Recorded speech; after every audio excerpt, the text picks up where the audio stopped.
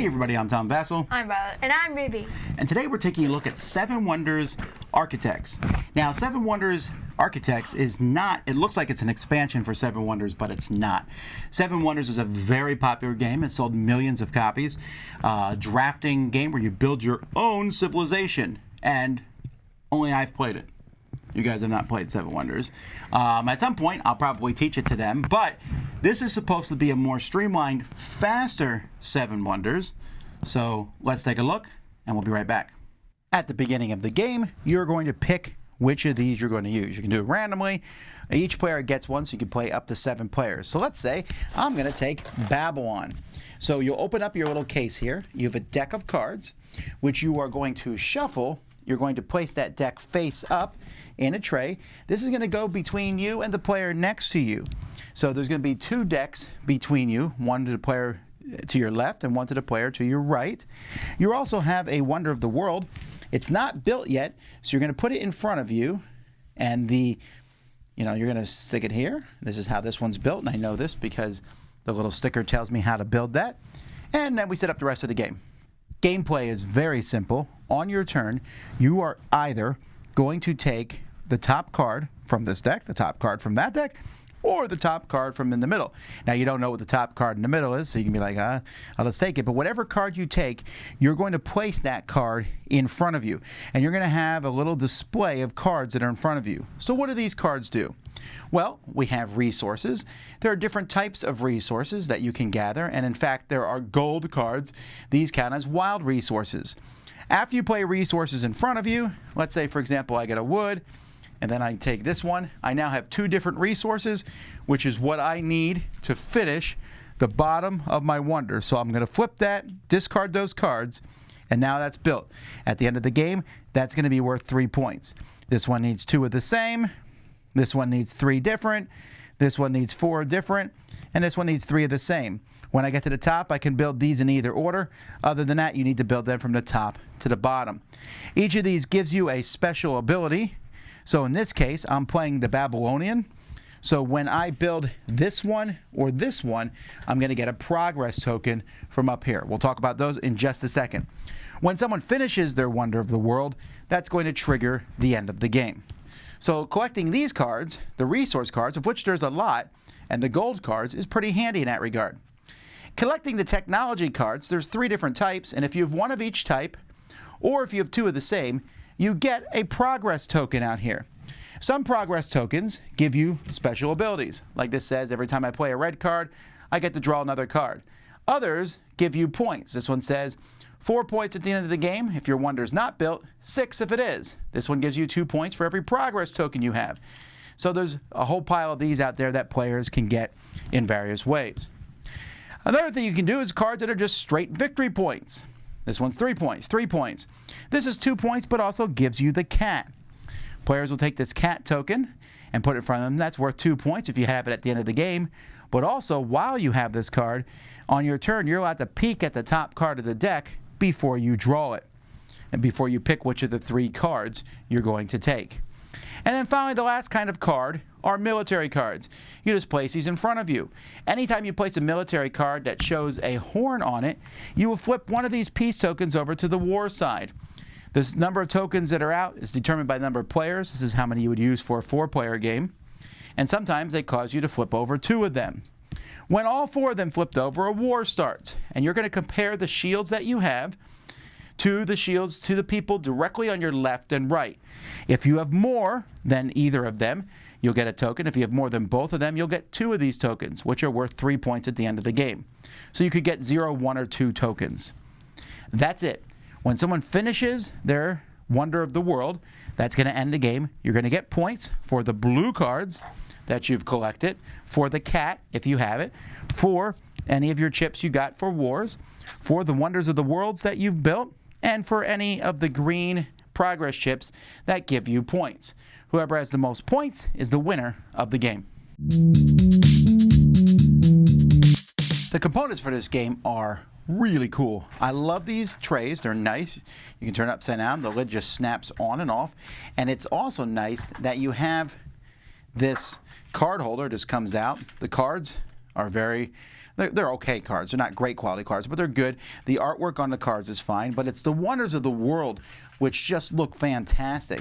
So here's the Colossus of Rhodes here. So let me stick him out here. He stands on these two things. Just looks good. I like this constructed side, but as you build it, you're like, okay, build the base. There's the legs. Oh, look at it. There's just something neat about it, building this. And all these cases fit perfectly in the box. There is a big case that holds all the tokens, the basic cards, and the peace tokens and the progress tokens. It's a really good production. You have to put these stickers on at the beginning of the game, and the stickers on each of these just show you which civ it is, how your Wonder of the World fits together, what your special ability does. So Rhodes, as they build these, can get a couple swords that are in effect. And yeah, and a picture of it when it's done. It's really good, great production.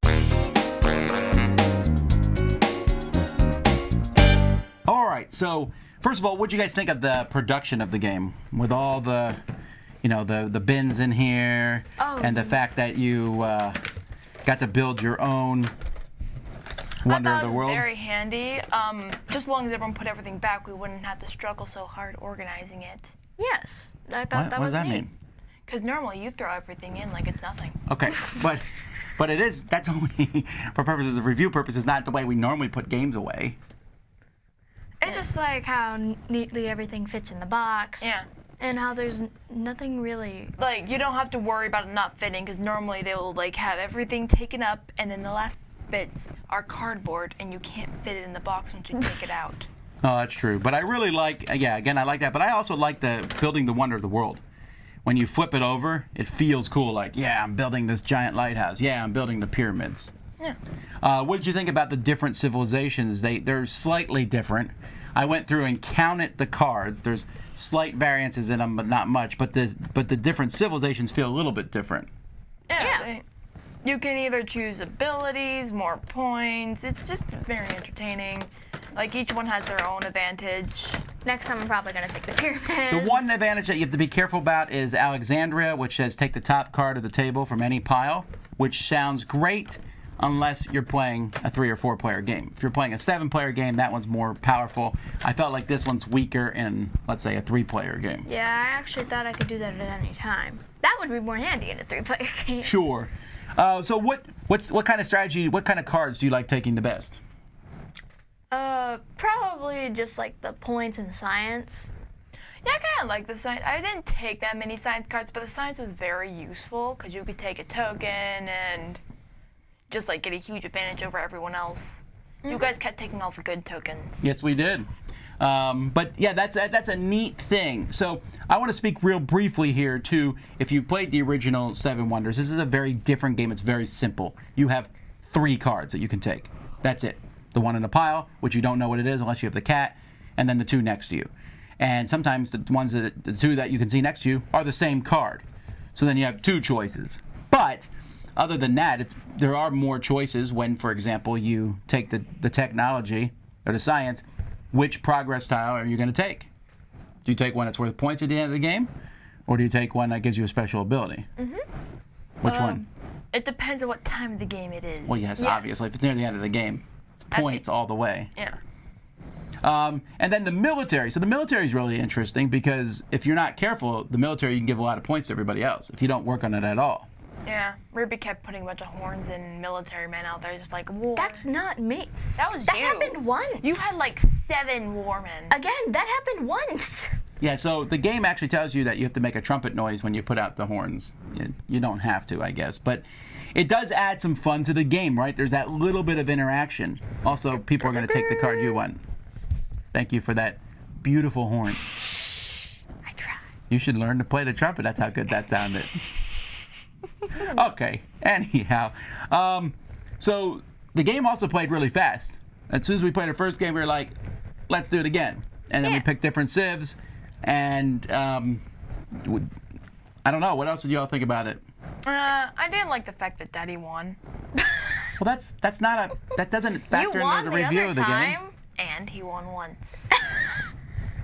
Look, I should be allowed to win a game once in a while. Didn't I win one yesterday? Yes. you Yeah, did. I can win. I won one. You won. Not like we were happy about No, it. you didn't. I won both. Oh. Oh yeah. Okay, but the point of the matter is that shouldn't affect the opinion of the game. Yeah. But it's a really fast, simple game. This is not Seven Wonders. This is a different game. This is along the lines of Sushi Party and real simple games, and I think a lot of people are going to really enjoy it. But you guys are playing all sorts of games these days. I want to know what your opinions are. Ruby, what's your final thoughts and rating? I really like how nicely everything fits in the box. Simple, quick, and easy to play. And, well, I just like the game in general. Probably an 8. An 8? All right. I do agree with Ruby. I like the stuff. The components are okay. They're not like outstanding, but like. You don't think so? They look great. The cards aren't great, but Wait, what? That was the part I liked. Whatever. I just like the fact that the special abilities. I like flipping the things over to make the building. I would also rate it an 8. wow. All right. Well, for me, I'm rating it an 8. Because that's really where it's at for me. This is a great game to have when people come over and don't play a lot of games. It's not that complex. If you think Seven Wonders is too light, then you're not going to want to play this. This is not going to be for everybody. But it's very simple, fast. It's a different game. It's the kind of game I really could see me having on a shelf. And when folks come over who've never played any game, this is perfect for them. But I've played a lot of games before, and I played a ton, and this still worked for me. It was simple, it was quick. I mean, it takes like 30 minutes at most to play. And everyone's laughing, you build your things, you can start over, you pick the different civs. Great production, great production. So, That was Violet. was it Violet? Sorry. Great production. What? I love the art of the wonders. I think it's fantastic. It's just neat to see them. But anyhow, that's what you get in Seven Wonders Architects. Until next time, I'm Tom Vasel. I'm Violet. And I'm Ruby. Have fun building the wonders of the world.